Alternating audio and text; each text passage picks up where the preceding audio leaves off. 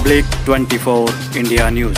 बड़ी खबर यह बड़ी खबर मध्य प्रदेश छतरपुर जिले से निकल कर आ रही है। जैसा आप ये तस्वीरें देख पा रहे हैं कि रात 3 घंटे कलेक्टर बंगले के बाहर धरने पर बैठे रहे चंदला भाजपा विधायक राजेश प्रजापति। कलेक्टर शीलेंद्र सिंह ने बाहर आकर पूछा क्या है काम बताओ, तो जनता और किसानों की समस्या नहीं बता सके। चंदला विधायक राजेश प्रजापति बंटवारे की फाइल को संकेत किया लेकिन मेन रीजन नहीं बता सके और ना ही कलेक्टर शीलेंद्र सिंह ने उनकी बातों को एक्सेप्ट किया और उनकी बातों को अनसुना भी किया। चंदला विधानसभा के किसान एक बोरी खाद के लिए हो रहे परेशान, मगर अफसोस विधायक राजेश प्रजापति किसानों की समस्याओं से अनजान हैं। जनता ने कहा विधायक जी का धरना बना धंधा भाजपा सरकार की करा रहे किरकिरी। बड़ी खबर छतरपुर से रात में करीब 8 बजे चंदला विधायक राजेश प्रजापति कलेक्टर शीलेंद्र सिंह से मिलने उनके बंगले पर पहुंचे और कलेक्टर बंगले के सामने ही धरने पर बैठ गए।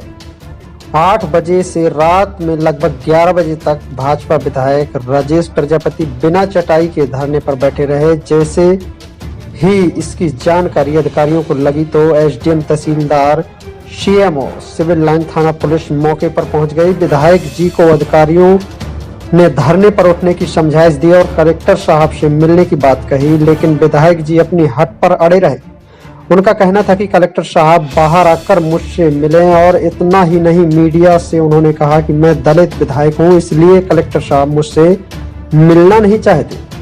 फिर क्या धीरे धीरे रात होती गई और करीबन रात के 11 बजे गए। इस दौरान अधिकारियों ने कई बार जाकर विधायक से कहा कि कलेक्टर साहब के बंगले के अंदर चलकर आप मिल लें, लेकिन उन्होंने अंदर जाने से और मिलने से साफ इंकार कर दिया। फिर क्या था, धरने पर बैठे विधायक राजेश प्रजापति भाजपा के सभी पदाधिकारियों को फोन लगाते रहे, लेकिन फोन लगाने के बाद भी कोई भाजपा का नेता वहां नहीं पहुंच पाए। कलेक्टर शीलेंद्र सिंह ने बंगले के बाहर आकर विधायक जी से पूछा बताओ रात में ऐसा कौन सा काम है कि आपको धरने पर बैठना पड़ा। चुप रह गए विधायक।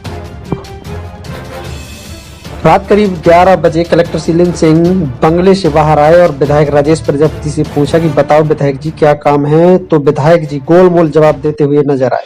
उन्होंने फाइल को संकेत करते हुए इशारा किया कि फाइल बंटवारा की फाइलें का निराकरण नहीं हो पा रहा, लेकिन मेन रीजन कुछ नहीं बता सके। फिर कलेक्टर ने कहा कि बताओ क्या काम है। कलेक्टर के बार बार कहने के बाद भी भाजपा विधायक राजेश प्रजापति ऐसा कोई काम नहीं बता पाए जो जनहितैषी हो या किसान की खाद की किल्लत की समस्या हो। इतना ही नहीं, विधायक जी की बोलती भी बंद हो गई। विधायक सिर्फ इतना कहते नजर आए कि आपसे मिलना था। कलेक्टर साहब ने कहा कि मिल लिया, ठीक है, अगर कोई जनहितैषी समस्या हो तो लिख कर दे, लेकिन विधायक जी ने लिखित में भी कोई शिकायत कलेक्टर को नहीं दी और वहां से चलते वाले। सूत्रों के अनुसार मिली जानकारी के अनुसार बता दें कि राजेश प्रजापति विधायक जब्त रेत के डंप छुड़वाने और लाइसेंस बनवाने के लिए रात में कलेक्टर पर दबाव बनाने गए थे। विधायक इसलिए कलेक्टर से पूछने पर भी पत्रकारों के सामने मिलने की खास वजह नहीं बता पाए विधायक राजेश प्रजापति। जैसा आप ये तस्वीरें देख पा रहे हैं कि किस तरह से राजेश प्रजापति विधायक गोलमोल बातों को घुमा रहे हैं कलेक्टर साहब। आप बता दीजिए क्या बात है। तो आपने कहा कि बैठ जाओ, आप कहीं आप अभी बता दो, मैं आ गया हूँ। कहीं भी बैठ जाओ, तो मैं बैठ गया। मैंने कहा बता दो ना, मैं आ तो गया हूँ। तो मैंने कहा कि कहीं भी बैठ जाऊंगा। अरे मैं आ गया हूँ ना, तो बताओ ना। आप आ गए हैं, अच्छी बात है। और एक कलेक्टर से मिलने के लिए आप बताओ ना क्या बात है। सबको याद तो रहता है। अरे आप, मैं कह रहा हूँ निवेदन कर रहा हूँ, मुझे बता तो मैं निवेदन करने के लिए बैठा था। आप बता दीजिए। मैं इसीलिए आवेदक भी साथ में थे और क्या है आवेदक बताओ। आवेदक चले गए, क्या आवेदक है बताओ तो। अरे मेरे क्षेत्र की कई समस्या बता दीजिए ना, मैं सुनने को खड़ा तो हूँ।